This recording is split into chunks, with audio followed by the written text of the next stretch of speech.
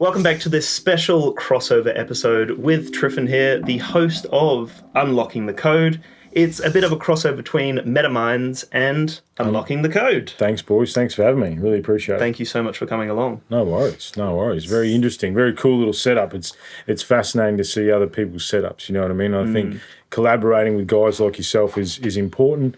You know, as a podcast universe, we got to, look after each other and look out for each other, which I think is very cool. And we haven't had a podcaster. No, we haven't. Before, have we? First podcaster. So, there you go. Fellow podcaster. First fellow podcaster. Yeah, so it is always interesting, to learn from other people, basically. We'll steal all your good bits. You steal our Absolutely. good bits. That's totally fine. That's totally fine. That's exactly right. So would you be able to tell us maybe a little bit about Unlocking the Code and how you started that journey? Yeah, sure. Look, Unlocking the Code, we're 80 episodes strong now. Started a bit over 2.5 years ago now.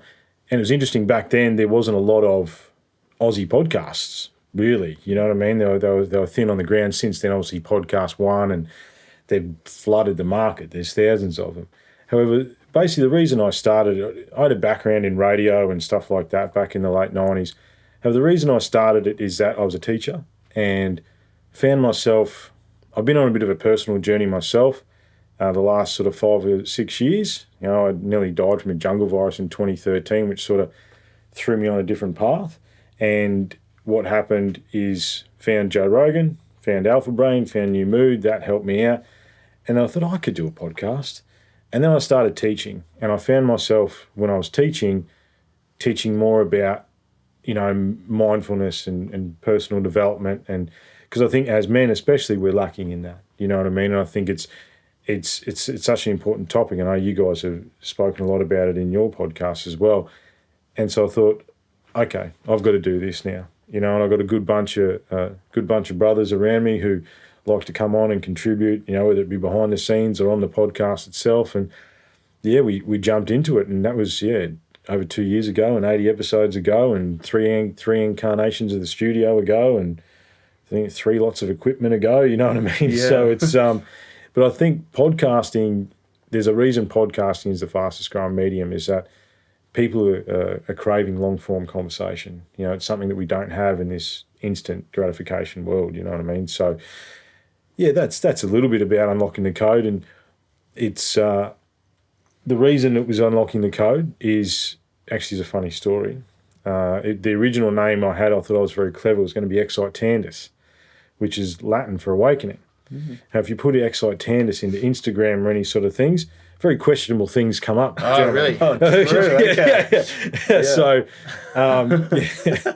So I came up with Unlocking the Code, because I think these conversations and finding different perspectives is unlocking the code. You know what I mean? I've listened to a fair few of your podcasts, just because and the thing is, I'm a lover of podcasts. I think I subscribe to 47 podcasts or something like that. Too much content. You know what I mean? I don't delete so many because I just don't have the time. You can't get through it, you know what I mean? So it's always good to learn from different things. And it is a code. It's the code to life. I think that's what we're trying to do, you know what I mean? I think, an exploration into how to navigate the chaos of life. That's the aim, you know what I mean? Through either awareness or, mental... what's the word I'm looking for? Self-development? Self-development, that sort of stuff, awareness, observation. Have also questions about our past, you know what I mean? Where did we come from? What is, why are these giant structures all over the planet, you know what I mean?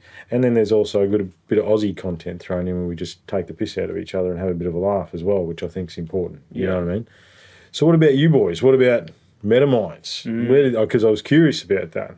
Yeah, it's interesting. So because Dan and I, we discuss it deep in, I believe, episode 11. Is that right? Yeah, episode 11. But we've basically sat on these 2 couches and as you mentioned, you didn't know what was behind the camera, but there's just 2 couches.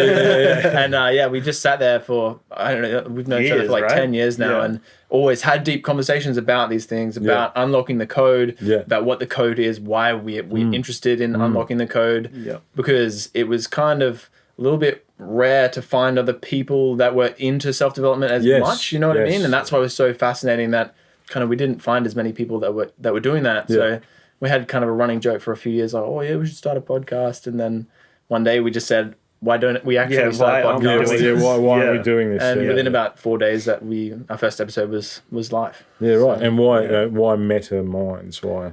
Yeah, we had an interesting kind of journey figuring out a name. Yeah. Again, we had a couple of like cool names. But we did, we had a few really cool names.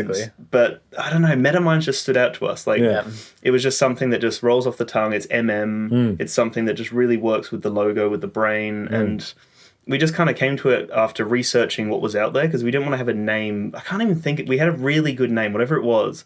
Then we looked online and there were about 3 other people within a similar space. Yes. And we were kind of like, oh, we don't want to jump in with the same name. And then when we looked up MetaMinds, there was nothing out there.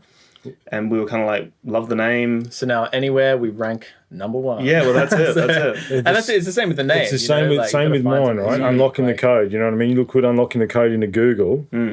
Unlocking the code comes up. I didn't pay for any of that. It's just that when I looked at that name, I registered it the same within the hour. I was like, hang on a minute, I need to register this as a podcast as soon as possible because it's catchy. Yeah, I'm surprised it wasn't taken. It's such a good name. I know. Yeah. And then UTC as well, you know what I mean? Like I've got some logo designs for UTC and all that sort of stuff, you know what I mean? So it's fascinating, I suppose. So how many episodes are you guys in now? Like we've probably got 24. We're releasing 25 this weekend. Yeah, right. We've got another 10 under the belt. Yeah. I've got one in the bag, and I figured I'll probably release this one next, I would say. Yeah.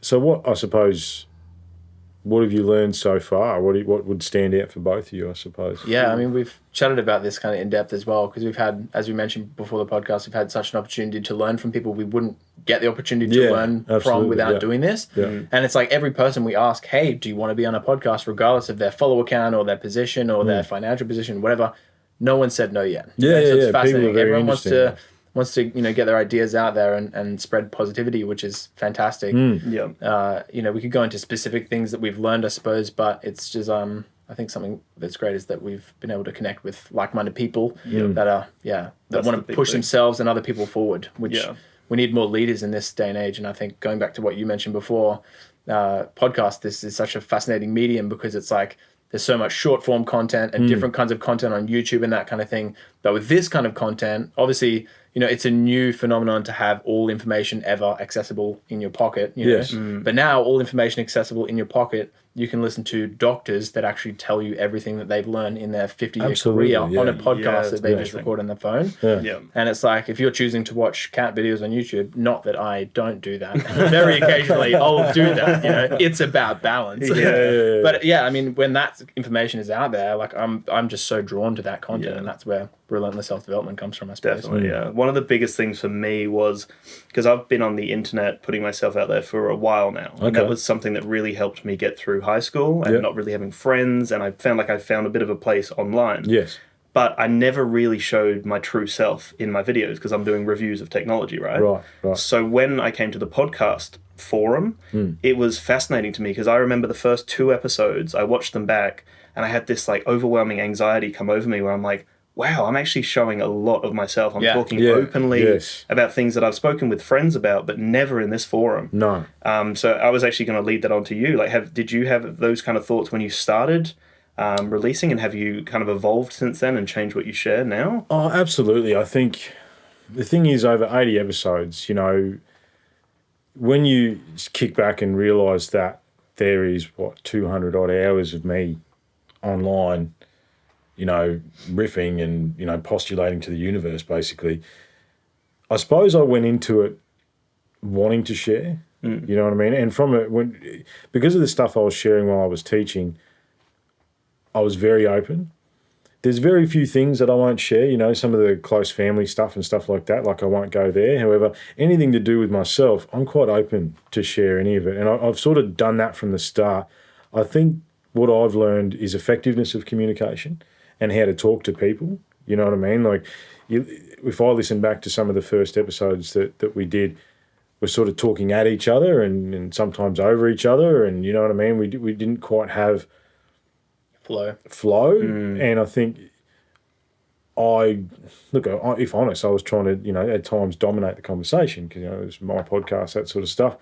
However, what I've learned is just to kick back and feed questions at people. You know what I mean? And I think what that comes from is that I listen to so many podcasts, you know what I mean? And I'm like you. It's like I'll listen to hardcore history and learn about the fall of the Roman Empire and all that sort of stuff. But then I'll listen to comedy podcasts and just have a laugh, you know what I mean? Like you can be serious, but I think part of my podcast listening and YouTubing is actually trying to learn how to be better. And I think that's, for me, podcasting is a passion project. And I think that's what makes me want to continue on. You know, that's why I got in touch with you boys. I like what you guys were doing. I could see you guys were expanding and doing something different to what I was doing.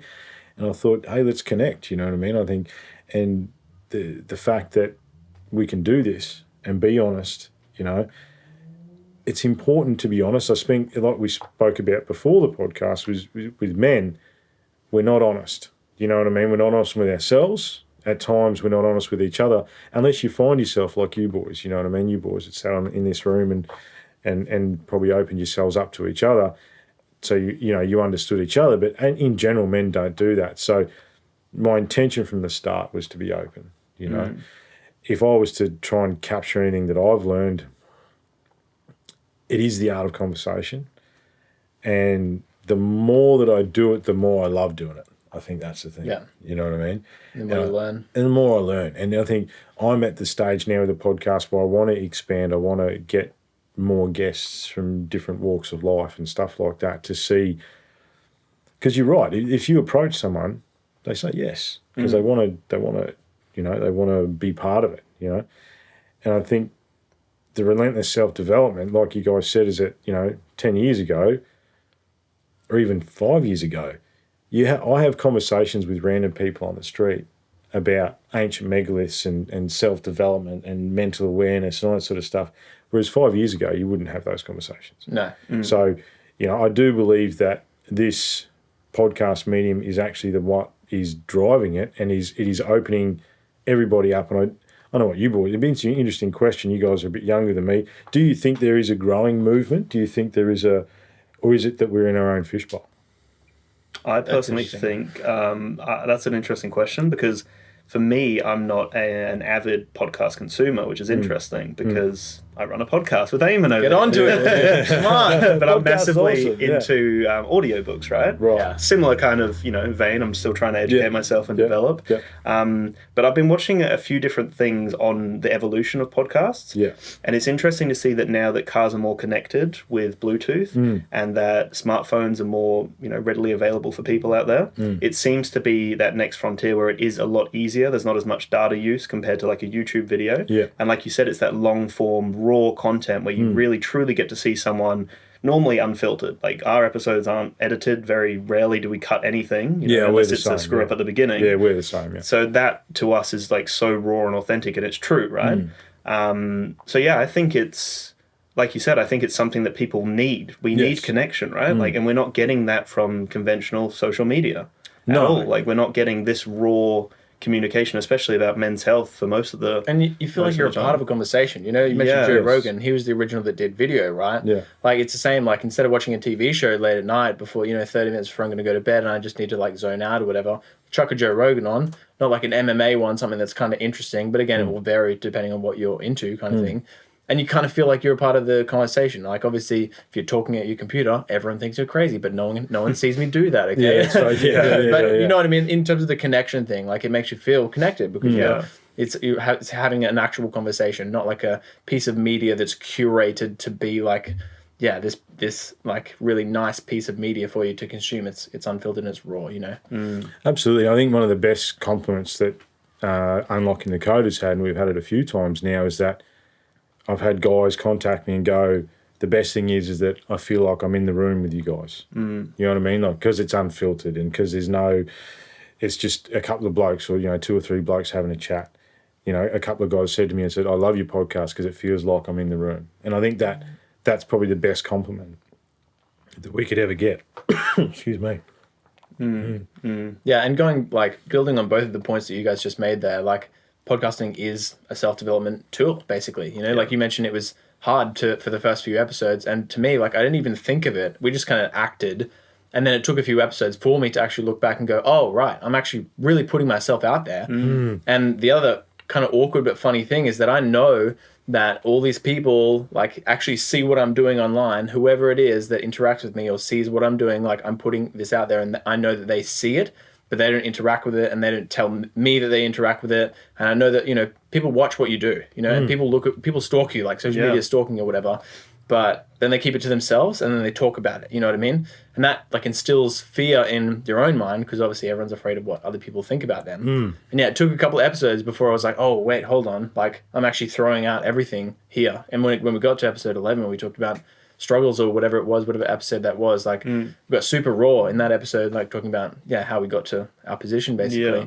And yeah, it kind of made me realize, you know, there's other complications, like, you know, if I'm going for a job interview somewhere or whatever, and they're like, oh, well, here's you talking about X or whatever. And like, there's other little things, but when it comes down to it, it's another tool for us to develop, which is really fascinating, whether you're just a listener or you join in the conversation. You know what I mean? Yeah. I think the interesting thing is too, I think for myself is that, and I know a few of the guests have said this, is that once you get over the microphone, a lot of the guys that I've had on, they ended up sharing more than they thought they would. Yeah. You know what I mean? It's like we stopped the conversation. That was actually really good for me. However, I said a lot of things that I didn't think I would say.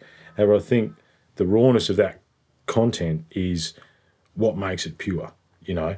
And blokes in general, if they are searching out guys like yourself, Metaminds or mine, Unlocking the Code, and we are raw, that provides that connection, like you say. Because, I mean, the problem with technology is that the ability to do what we're doing now is amazing, totally amazing, and it has connected us on a global scale. However, individually, we are disconnected.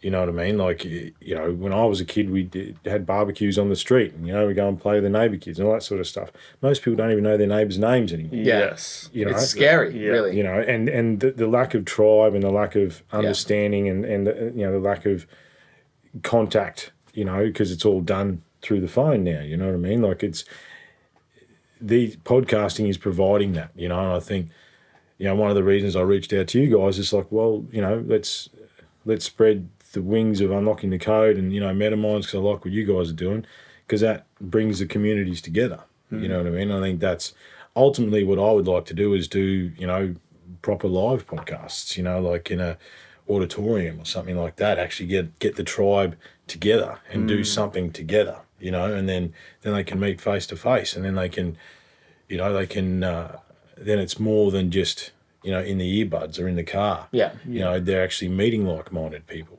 Yeah. You know? And that's like, to dive deeper on what you're saying there and switch gears a little bit, this connection thing is plaguing the planet with, and, you know, like with females and males. Absolutely, and like the whole community, like, when you think about it, and we have an episode on primal psychology, like the way we grew up, we're supposed to be in a tribe of 150 people that we know intimately. Yep. And, you know, like we'll sleep in different people's houses or in different people's caves or whatever it is, you know, or in the same room and stuff like that. Like, it was very, very intimate, and over X amount of years we're such separate creatures now, and it's not in our nature. And Johan Hari's book, Lost Connections, is pretty much all about this, and which is obviously like a big recent hype. And it's scary to hear some of the stats that he rifles off in that book, that we're so disconnected, and depression, anxiety, and all these different things are coming from a lot of different things, and connection is obviously the main one. And then we're like, just the antidote is give them antidepressants, which are proven not to actually do anything, basically, unless you're like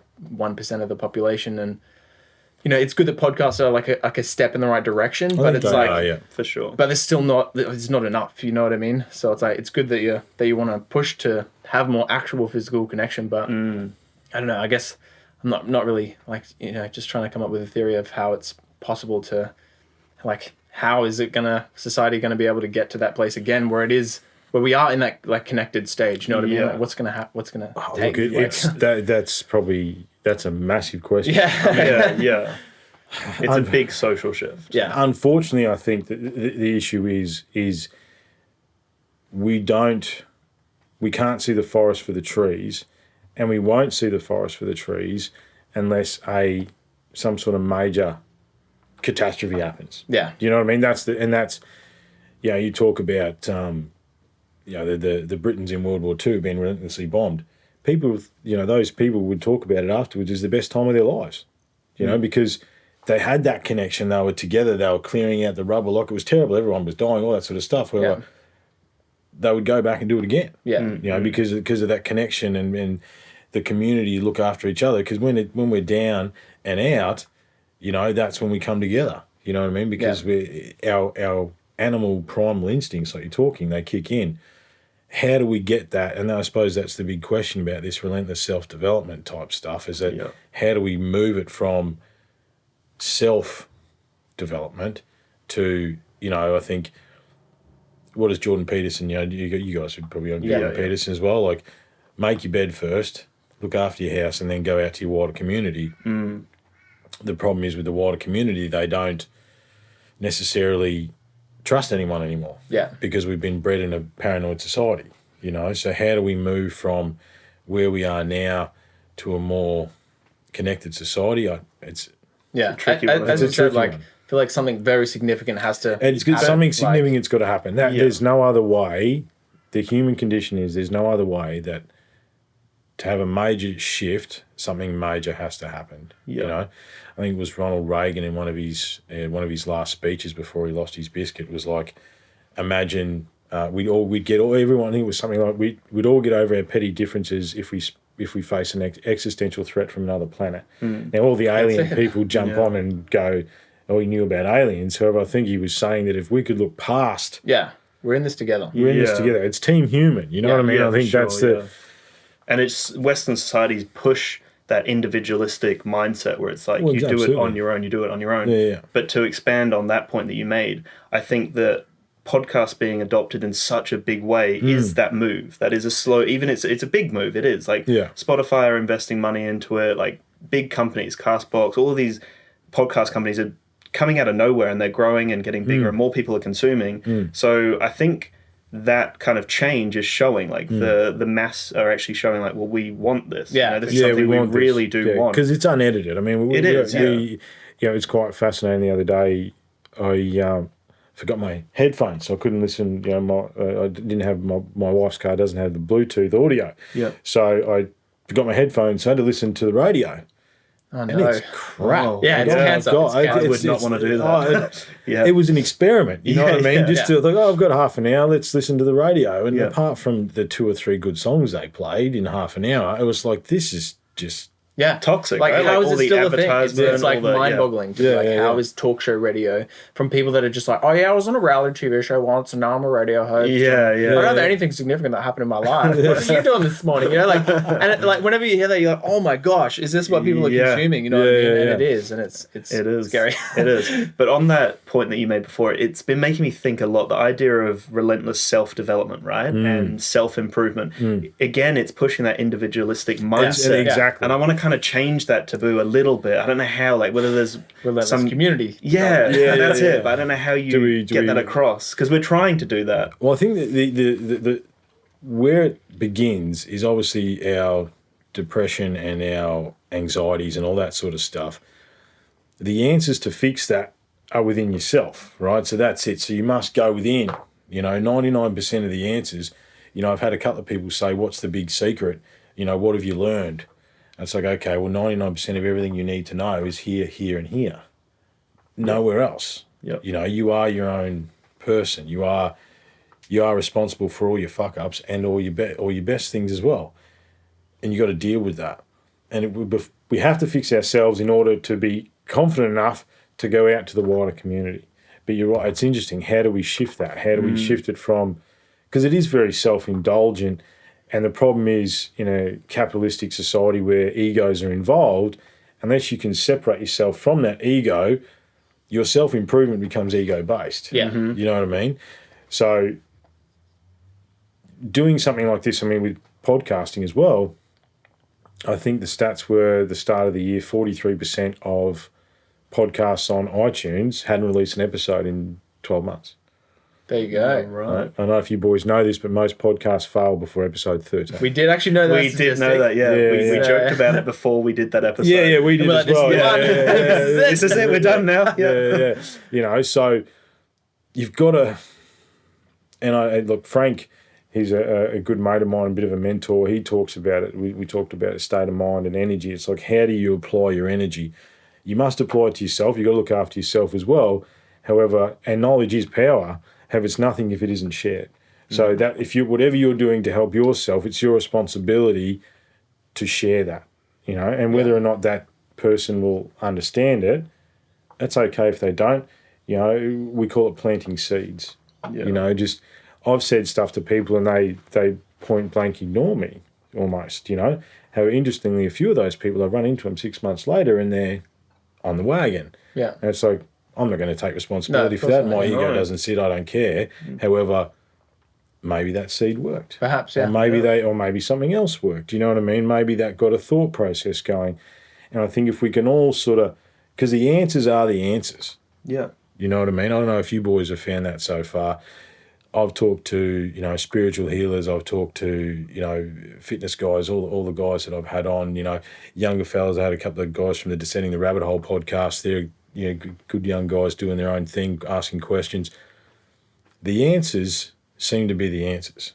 You know what I mean? Like, it doesn't matter which path you take, whether it be fitness, spirituality, the end goal seems to be the same. Yeah. Like, and getting to know yourself. Yeah, exactly. Yeah. So the answers seem to be the answers, boys, right? Yeah. Know thyself.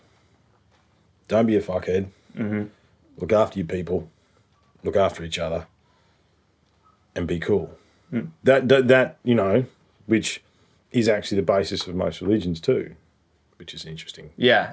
And we've chatted about that on the podcast before, is that, like, it's so funny with religion. Obviously, it's been manipulated over thousands of years, kind of thing. And the original base ideas are really fantastic. Oh, they share great values. They're great. And we kind of theorize about how, like, you know, what if religion just turned into, like, community engagement, and every Sunday everyone went to a community. You know, we didn't call it a religion where we worship this thing. We just like decided to come together as a community, reflect on the positive values and how we can be better, basically. And that is kind of a potential solution to what we were talking about earlier. You know, like, if everyone had their local community that every Sunday was like, obviously, to this morning we get up, we go see the community because we want to, because we get that interaction and connection, and we reflect and learn. And that is what religion provides. However, I suppose that it's been so skewed. Yeah. But again, the answers are the answers. You know what I mean? They're the answers that these religions espouse in their core values, not necessarily the book and all that sort of stuff. However, the core values of most religions are correct. Yeah. So I suppose, you know, with the answers being the answers, and it doesn't matter which path you get on, because the thing is, we find identity in our paths. You know, it's like, well, I'm doing this, so that means you're doing that, so that means you're wrong. Well, I don't necessarily think that anybody's wrong. You know what I mean? As long as the goal is the same, gaining multiple perspectives can only be a bad. Can't be a bad thing. It can only be a good thing. Yeah. Because I think the thing is that we don't have the answer right now, do we? You know, we don't. The right answer hasn't come up to us yet. Maybe ever will either. Like, it's a constant journey, right? Yeah, that is. Yeah. Or the right answer is a conglomeration of all the answers. Right. You know what I mean? And then being accepting of everyone else's answers. Yeah, exactly. For sure. As long as we, you know, I saw a sign one of the American elections, I think it was when Trump was being elected, and it was just a sign on the side of the road. It was like, why can't everyone just be cool? Like, how simple but how profound is that? Yeah. You know what I mean? It's like, just everyone just be cool. Just be cool, Just be cool. It's okay. Just accept other people, You know, like, it's... Right, but to challenge that, I feel like if we lived in a fairer society... You know, fair is a very touchy word, but, you know, in a society where perhaps we didn't have to work 40 hours a week just to survive, and we're not working our whole lives just to pay off a small piece of land, you know, and that would obviously allow more room and more time for social connections, then it would be much easier to grasp that concept of, yeah, man, I'm just chilling because I only work 3 or 4 days a week. I eat enough food. I can provide for my children. You know, not that I have children, but you know, like it's a fantastic concept, and I love what you're saying. But it's a little naive in the fact that it's like the current climate doesn't really allow for that for the majority of people. I feel anyway. Oh, look, you are correct, and I suppose that could open up universal basic income conversations, all that sort of stuff. Yeah. I know you had a thought, Dan, about this sort of train that we were talking about? Yeah, well, because we actually did an episode on Truthseeking recently, which we haven't released. Yeah. But that concept to me is interesting because people can stay, naive in their world, or they can believe something, like ignorance is bliss, right? Yeah. And you can kind of stay in your own lane or whatever. And we were talking about how there is so much information out there now that it's hard to kind of align with certain things because if you It's almost too much information. It is. Yeah, it is. Because you can literally have a counter to everything. If you search on Google, there'll be a counter to every There's a single confirmation argument. bias for everything. Well, that's exactly right. And the echo chamber that you were kind of talking about before. Yeah. So it's kind of, that's interesting to me within the podcast world because we would be seen as a form of an influencer, right? So we have a little bit of weight to what we're saying. Yes. So that's why sometimes when we do things, like I'm constantly ticking in my mind, coming from like a counseling mindset of like, I'll say something, but then I'll go, but there are factors. Like, of course, there are financial factors. There are factors within your family, within your dynamics, your economy. And it's hard to kind of give a definitive answer. But I think one thing that kind of transitioning didn't really stand out to me originally, but has kind of come with time, is that both Eamon and myself are emotive males talking about things that are taboo, right? Yeah, things that guys don't talk about. Absolutely, yeah. And I've always been quite emotive throughout my life, and I've always had negative responses from males for the most part, dominant males. He cries all the time. I cry all the time. It's so annoying. Come over, he's just going to cry on my shoulder. I'm like, dang. And that's why we started the podcast, Basically, right? so you can cry alive. No. But yeah, no, it's just, it's so fascinating to me because I never took it that way. Like I always knew I was emotive and I was true to myself. But this platform has really, I hope, started a shift for like me within the way that I communicate and the way that I express myself. Like I try not to hide, true emotions or feelings that I have, which I think a lot of guys do, right? Yeah. So for me, like that was a really eye-opening thing when I spoke to a few people, and it was actually a few girls through my uni course that were kind of like, that's amazing that you're like, actually, like both you and Eamon are being like male figures that are showing this emotive side and being true and authentic. Like that's not common necessarily. No. And I guess that didn't stand out to me at first for some reason. Yeah, but it is. To build on that, there's not enough like leaders. And it's based off of that thing that you're saying is that guys don't know how to express themselves because they're socially conditioned to not do that. Absolutely, yeah. It's against the way that we're supposed to like act and live or whatever.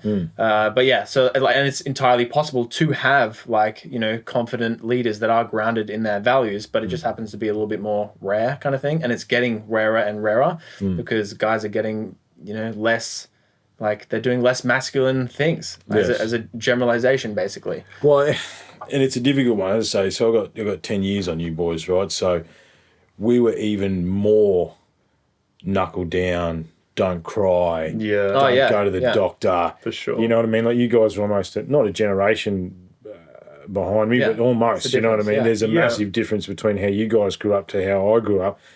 And it's even more for guys of, that are nearly 40 to... Because I was the same, mate. I was emotive. I've been emotive my whole life.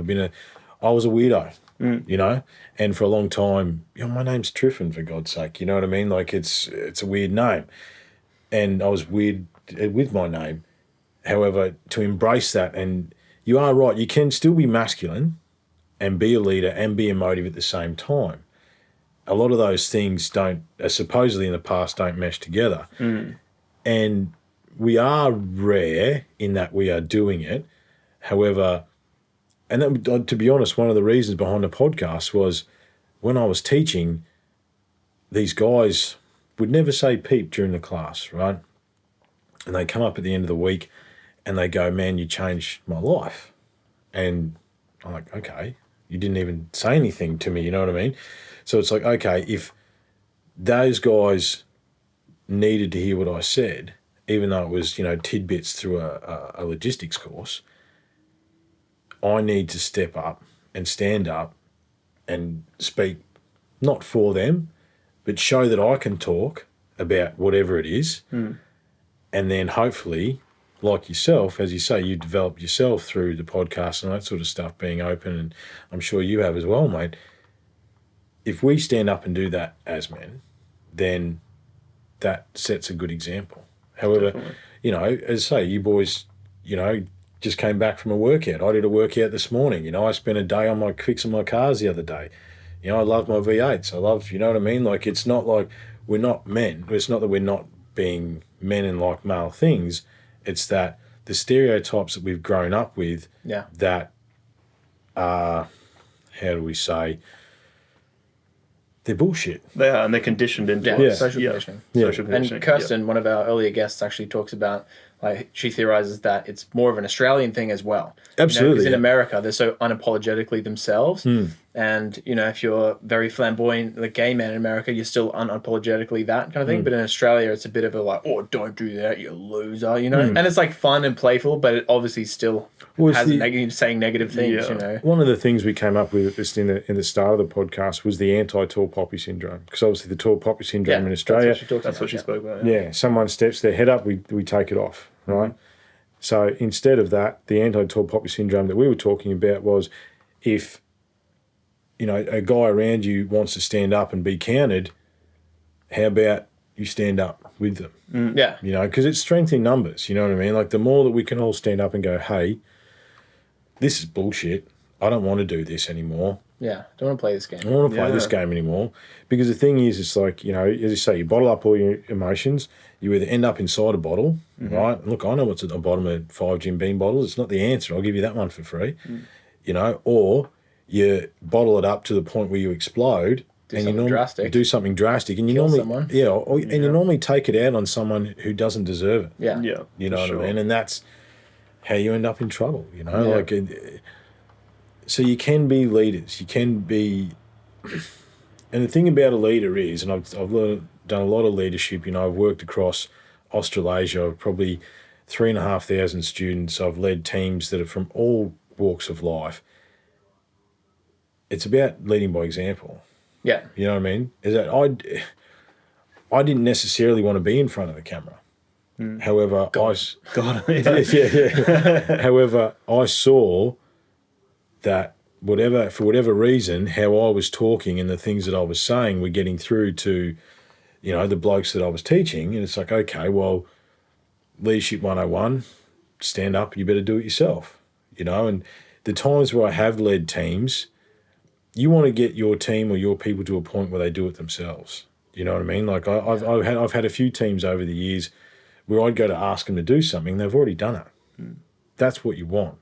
Because a leader isn't you're not dictatorial when you're a leader. Yeah, no, you don't want to be micromanaging and which is what capitalism is. Absolutely. Which is the worst part, is that you finally get into some kind of workforce after being in school where they're like, do your homework and get good grades on the test or whatever. And then you enter another environment where someone's like looking over your shoulder and being like, have you done that little thing again? But you're right. Like if a huge corporation suddenly adapted that leadership model, imagine the change in not only the people, but their profit margins as well. Just having some kind of autonomy in your work. And again, to reference Johan Hari, he talks about that in the book. And it's like, to be a little bit like individual and have some leadership in yourself and being taught that and be able to act on that, then like literally everyone wins. Absolutely, it does. So, and however, the thing is that the conditioning that we have had over the years is that natural leaders are interesting, whether they, and how do you even categorize that?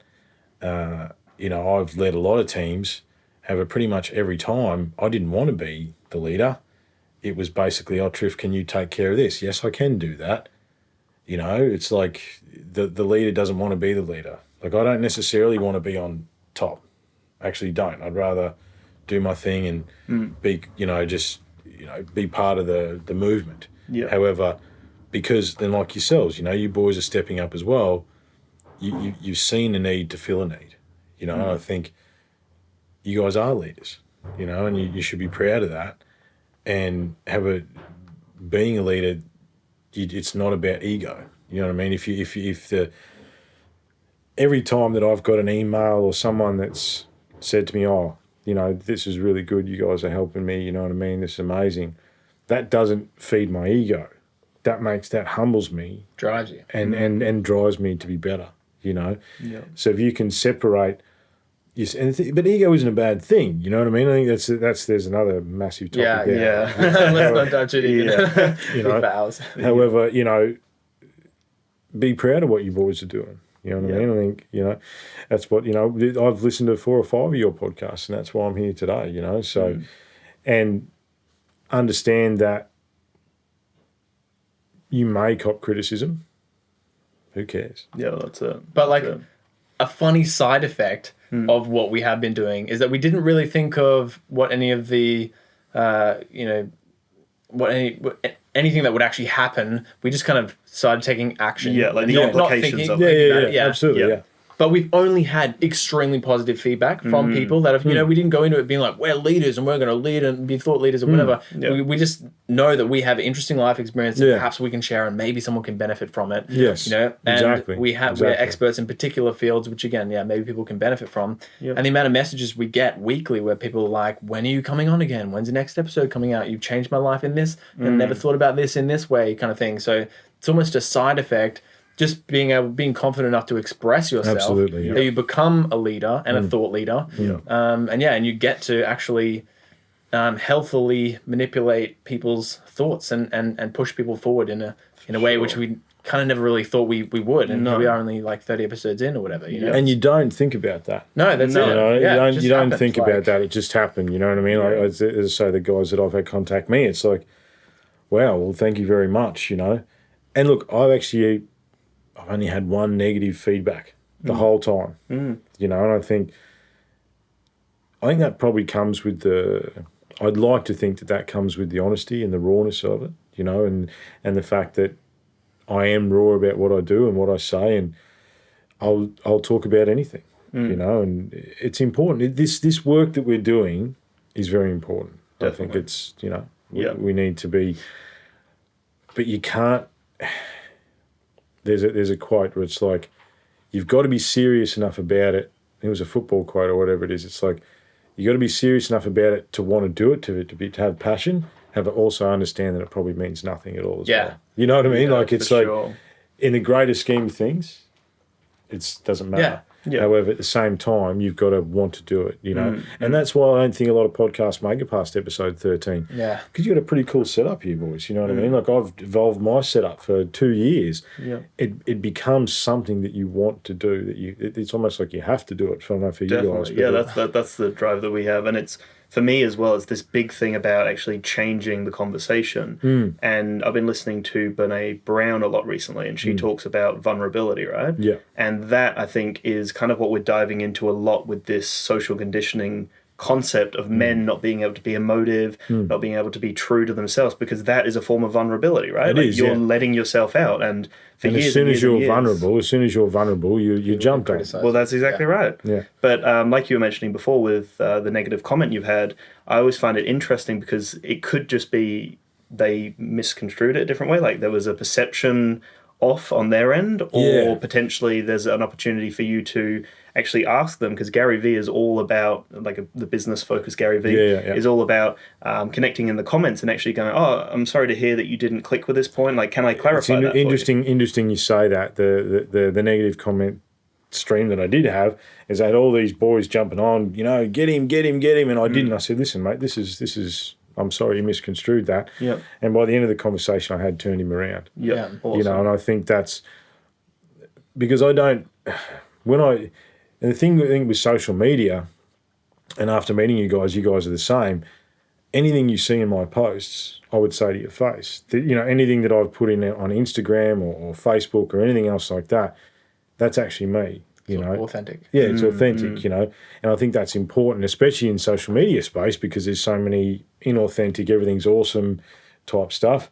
Whereas there's been a few of my posts where I haven't been awesome because it's not awesome. Yeah. Because that's life. Well, that's it. It's up and down and round and round. Like that's the, it's like this, you just get so many variables. Things happen at random times that change everything. And that's interesting for us because one of the episodes recently that we released was how we've overcome adversity and how we've dealt with struggles. And that one got one of the best responses out of all of our podcasts in the past. Yeah. And I think it's because it is relatable. Yeah. We're not these high almighty figures. Everyone has struggles. No matter what position you're in this world, everyone struggles. And if you are in a position where you are comfortable and confident and doing something that you enjoy, then obviously there is so much that got you to that point that when you do come out and talk about all the shitty things that happened leading up to that, then obviously everyone is going to be interested in that, I suppose, for the social dramatic kind of side of it, but also because it's like we want to know how you ate shit for X amount of years to get to the point where you're so comfortable to be able to be doing whatever it is that you're doing. You know what I mean? Yeah, absolutely. Which people learn and grow from. Absolutely. Yeah, like, you know, there's the meme where it's like there's a mountain of glass and there's a guy standing on top and they're the only one, look at him. It's like, well, they didn't see the mountain of glass. They did that analogy just before. Yeah, you know, like the hands and knees walking up the mountain of glass. Yeah, that's it. And people see them as the triumphant figure at the top, but they don't see the other side. No, you don't see anything. And we've got to make sure that we not only share our triumphs, especially within, you know, what you guys are doing, what I'm trying to do as well, we talk about our struggles as well. You can't just be, oh, how awesome is this? In fact, I wonder, I'd be anxious if you boys a bit younger than me, I struggle with feeling awesome. You know what I mean? Like, you know, the compliments that I've got, I'm a good teacher, that sort of stuff, you know, I've struggled a lot with that. You know, I don't take compliments well. You know, and I don't know whether that's my conditioning as well. I don't know whether, but it's difficult for me to accept a compliment. Like, you know, someone gives me a compliment, oh yeah, thanks, mate, and don't even register it. Whereas I think that's something that the listeners might feel as well, is that try and register the compliments. If someone gives you positive feedback, you really need to try and feel that. Yeah, especially as men, I don't think we feel it. You know what I mean? It's like, all good. All good. It's such a fast-paced world as well. Like, you just move on. But I guess that whole process could be improved with just being grateful for it and taking like a gratitude approach to it, which is something I try to do. But I do agree, I struggle with that, and that's something going through my YouTube career and, you know, having people being extremely negative and then people being extremely positive. It's hard because my emotions are so up and down and I can't grab onto anything and really feel any particular way. And I think you almost gravitate, you know, if you get 90 good comments and you get one negative comment, what did I do? You know what I mean? Like, you don't actually see the positive. For sure. You know, whereas we need to see the positives, you know, the silver linings, those sorts of things. And push for that. And push for that. And especially as men, and it's, you know, and it's, you got to say these things because it's to compliment each other a bit more. Yeah. You know what I mean? And not like, oh, you look so pretty today. You know what I mean? But it's like, you did a good job, mate. You know what I mean? And the thing is, blokes, it could be just... Yeah, that's it. Well done. It. Yeah. You know what I mean? And that's all a person might need. It does make a huge difference. It makes a huge difference, you know what I mean? Instead of like, oh, what are you doing, dickhead? You know what I mean? Like, if you think about most workplaces, I know you guys are in different industries that I've been in, it's almost flat out abuse the whole day. Yeah. You know what I mean? Like, and that sort of negative talk towards each other when you know, but that's the Aussie way, isn't it? Yeah. You know what I mean? But those consistent insults about, you know, how you look or what you're doing and all that sort of stuff, we would never admit it. However, that actually... Yeah, it does. It does. Absolutely. It gets inside your head. Because there's banter. It shapes your perception. Banter is healthy, right? Like, Eamon always talks crap on me on the podcast. It's hilarious. I never say it back to him because I have respect. But yeah, so there's that. And then there's that element where, like you said, it's drilled into you every single day in your workplace. And then you'd come home and it'd be a similar thing with your friends like that. Yeah. You have no chance to express yourself then. No. You can't because it's like they're just going to crap on you again. Yeah. But so to like... override all of that, the ultimate masculine position, I suppose, is to be so grounded in your values that a positive or a negative comment doesn't affect just brushes over you completely. Yeah, exactly. Right? Yeah, you know, and you're so stoic in the fact that you are so okay with your emotions and that anything that comes at you, you know exactly where you're at. So whatever someone else is saying is coming from a different point of view, whether it's positive or negative.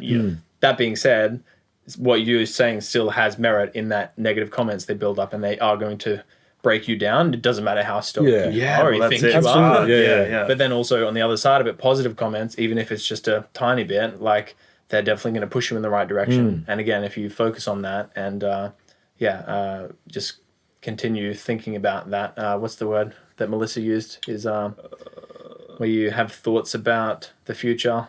Oh no. And it helps you. We're doing it now. We've got to figure it out. Where you like, you know, predictions. I'm not picking it up. Where you like I need a bit picture more yourself context. in a future position over and over again. Like I don't know the word she used. When you say something to yourself over and over again, and it's like it's like a repetitive, mantra. A mantra. Yeah. There's another word for it. Like, but basically self-talk, you know? Yes, you have to master your self-talk. And then it's like when you wake up every day, remember what your mission is and go, you're doing a really good job. Keep at it. It was awesome that you did these 3 things yesterday. Yeah. Make sure you try and do that thing today. Yeah. If you don't get it done, that's totally fine. Yeah. I'm going to try and have a social interaction today. You know what I mean? Yeah. And at the end of the day, then sit back and reflect and go, that was awesome. You could have done that a little bit better. Yeah. And I think a lot of people don't even have good self-talk, basically. Yeah. No, they definitely don't. They definitely don't. Shit, why'd you do that, you know? And I think the thing with this is that in an instant gratification society, because you're right, you want to get to a point, one of the things that I'm definitely not great at it, but you're trying to be in an observant state. You know what I mean? Where no matter what happens, you can observe, be in the moment, allow whatever to happen and not react, whether it be emotionally or physically or anything else like that, mentally. Being mindful.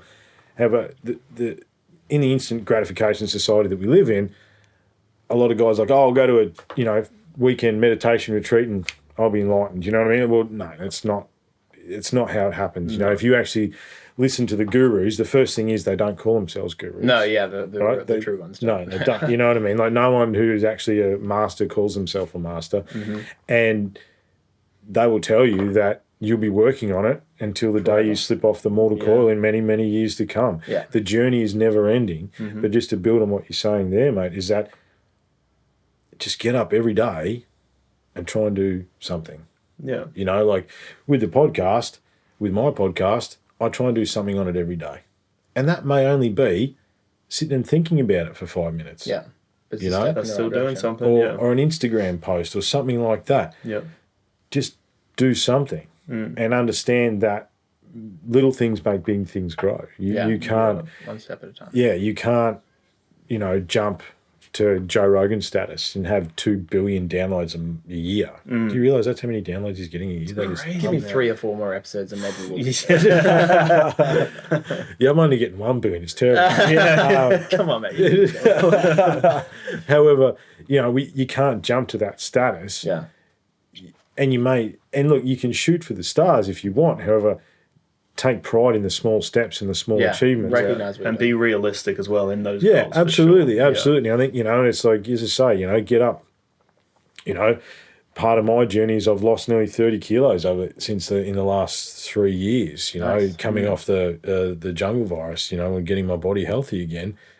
And everyone's like, what do you do? Well, I started with 5 push-ups and 5 sit-ups. That's where I started, I now do up to 500 a week. Yeah, nice. But I started with 5 and 5. That is it. That's it. You know what I mean? Like, and I just kept going. Just don't stop. And you're gonna have setbacks. You're gonna fall on your face. These things are gonna happen. You're gonna have, with the podcast, you boys will get burnout. You know what I mean? Like I've had that a couple of times. Already, been there a little bit now. Yeah, you know what I mean? Where it's like, so much to do. Yeah, and it becomes work, and then you got to back off and actually remember why you're doing it and make it about the passion and the reasons why. Yep. But just don't stop. And it doesn't matter if you want to knit doilies. It doesn't matter if you want to do a podcast. It doesn't matter if you want to, whatever you want to do. Yep. It's cool. Just be cool.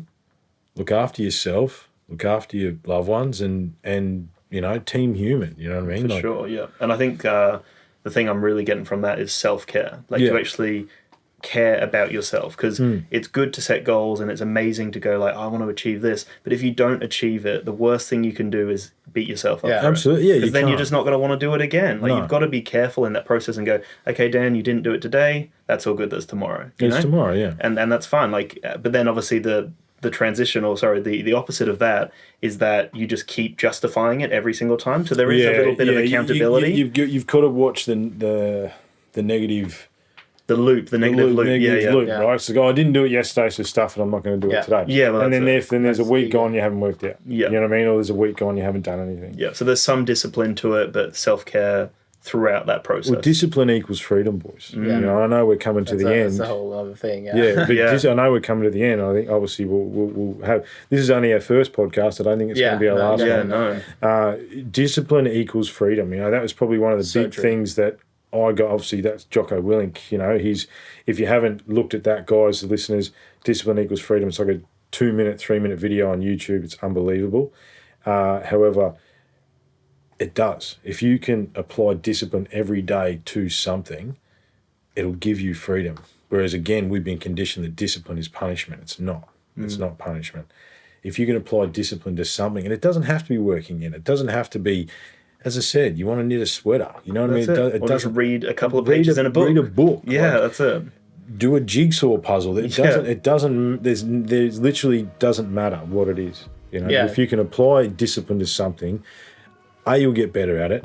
B, you'll feel better about it, and C, it's freedom. Yeah.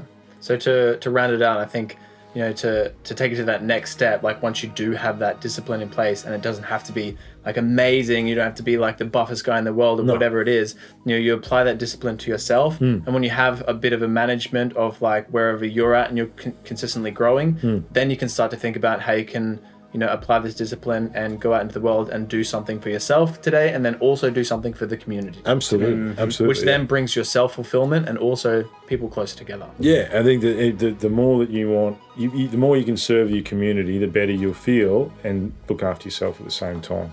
Sweet. Anything else to add? No.